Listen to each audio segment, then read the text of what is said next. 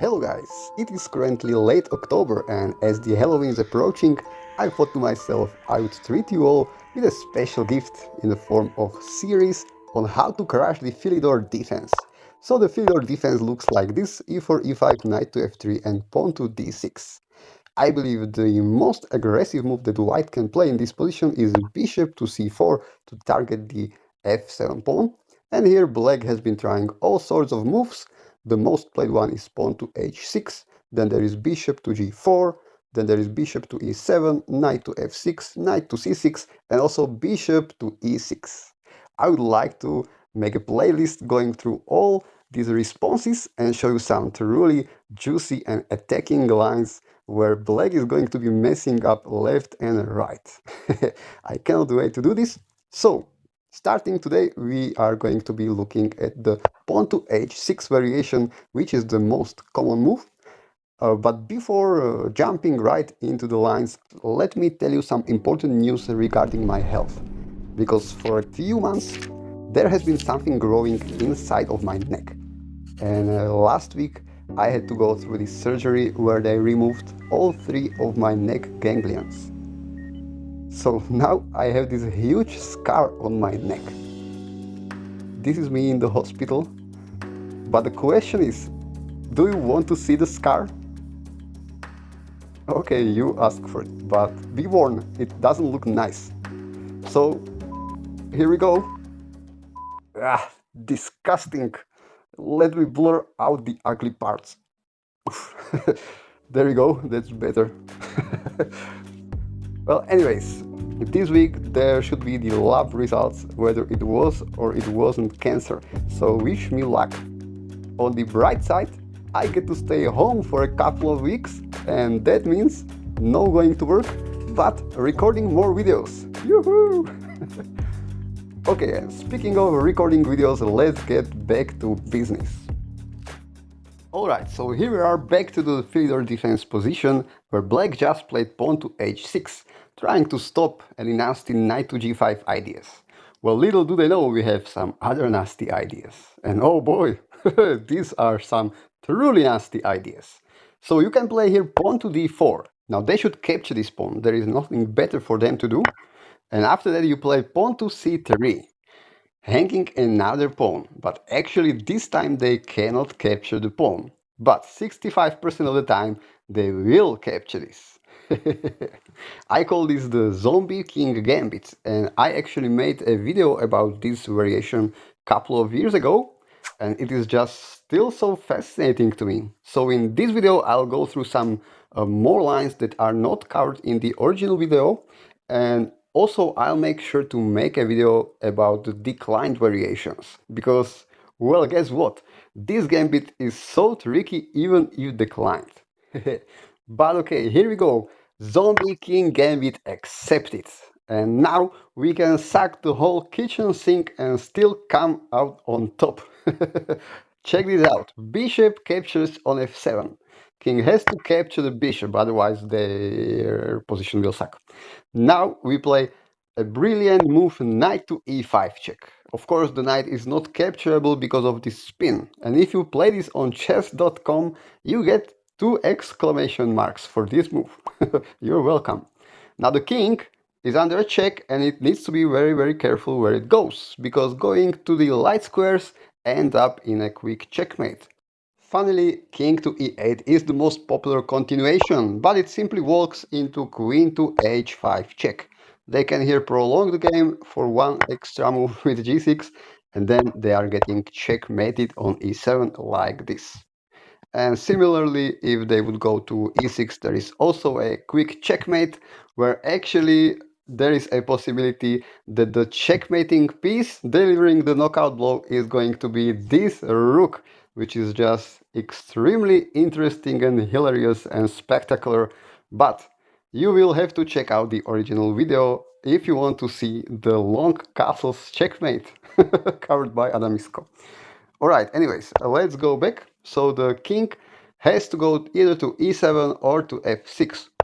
f6 is the second most played move, and this one is like the most interesting probably, as we will witness some hilarious king hunt. Actually, this is why I call this the zombie king gambit, because you get to just feed the king so much more material. And you will queen to f3 check, and they have to feed on the brains of this horse. There is again nothing better for them to do. And after that, we play queen to f7. And with this move, we are cutting the king off so it can never return home. Poor thing. Okay, in this position, black needs to be super careful again, because like 99% of the moves walks into forced checkmate. Like this, the top played move, queen to f6, bam, checkmate.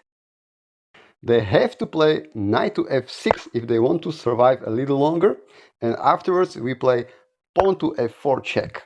Now in the original video I go through great details of the line where they play king to d4, but there were no games back in the day.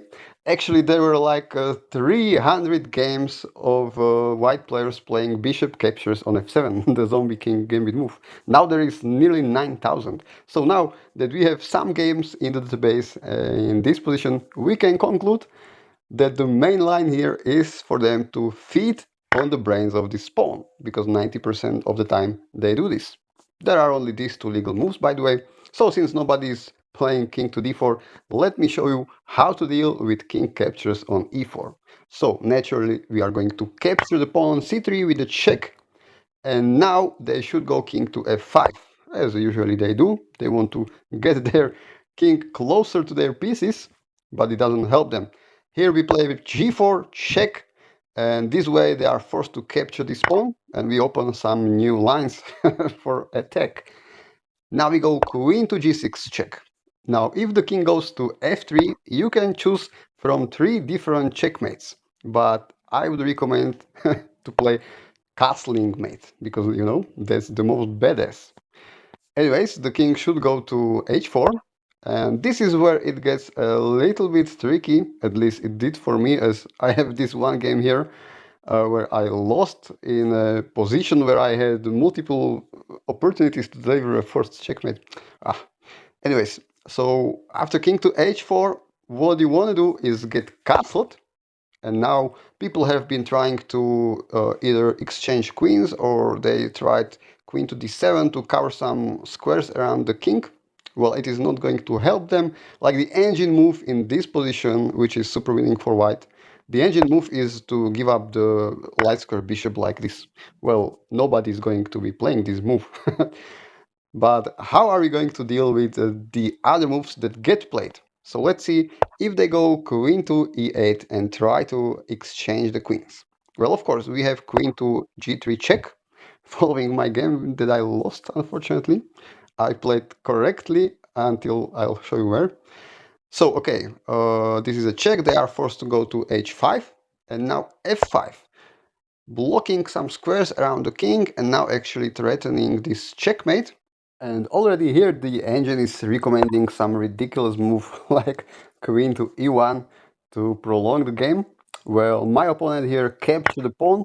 Also seems logical to stop any checkmates. So this move actually walks into a checkmate in 3 after rook captures. Now they have to block this with the pawn, and this is where I missed rook captures on g5, sacking even the rook for this checkmate.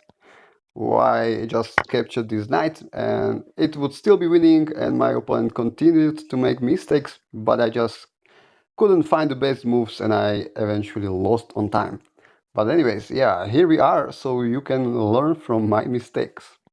Let's go back, and also let's cover the line where they go queen to d7. So trying to, you know, protect the king.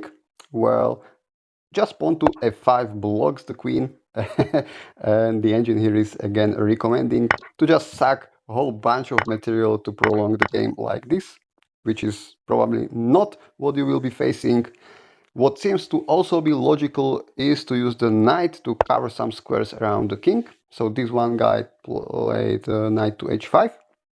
But notice how their king is on a dark square, and we have a very nice dark square bishop that we can utilize on f2 square to create a checkmating net. And yeah, already here again the engine will give some stupid move. like queen to e8 to hang the queen, because otherwise, well, the black king is already in a checkmating net.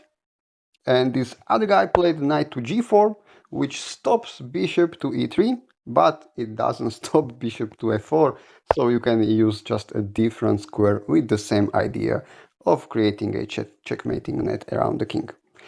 Okay guys, so this is how you can deal with the main line of the king hand variation when they capture the pawn on e4.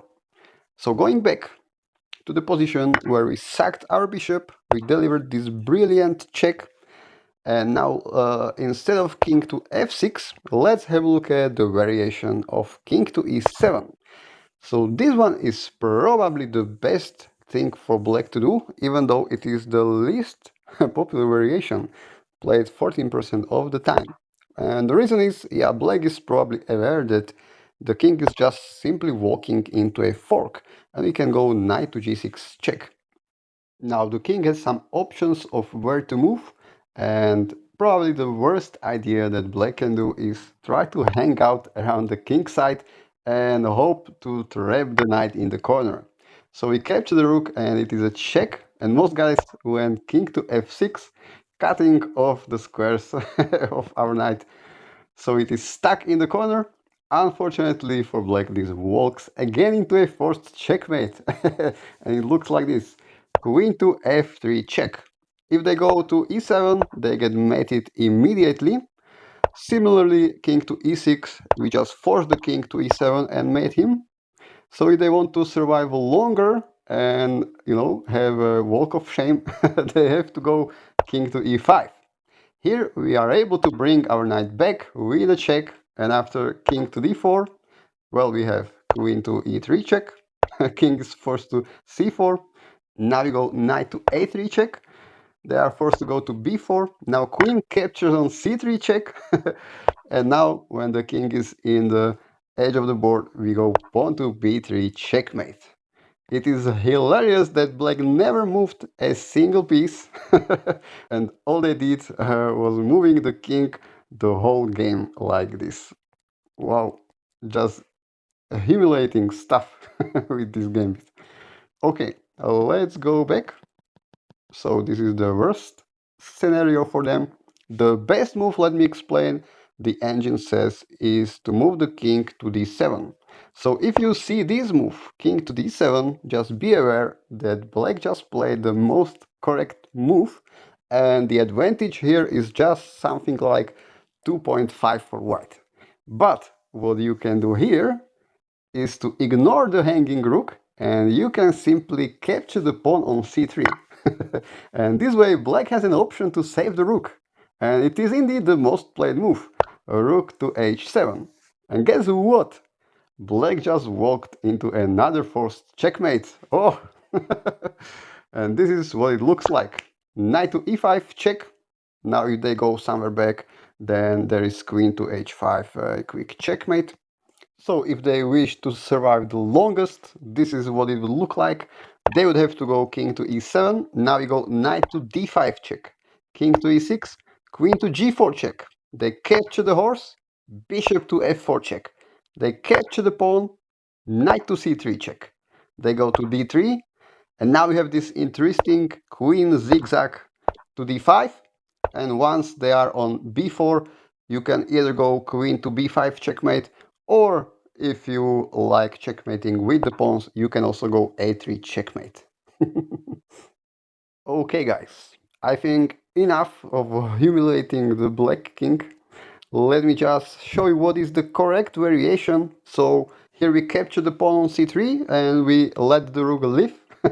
And they cannot save the rook. What they should play here, the best move is knight to c6, which nobody played so far. Here you could just grab the rook and you are up an exchange and having a great strong attack going on.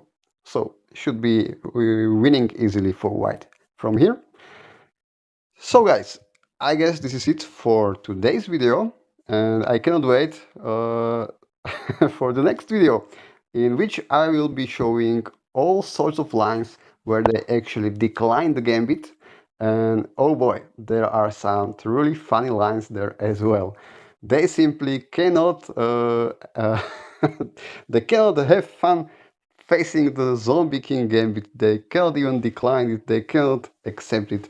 You will see in the next video. Thanks for everybody for watching. Everybody stay safe, stay healthy, and stay tuned to Aramisko Shah channel. Bye!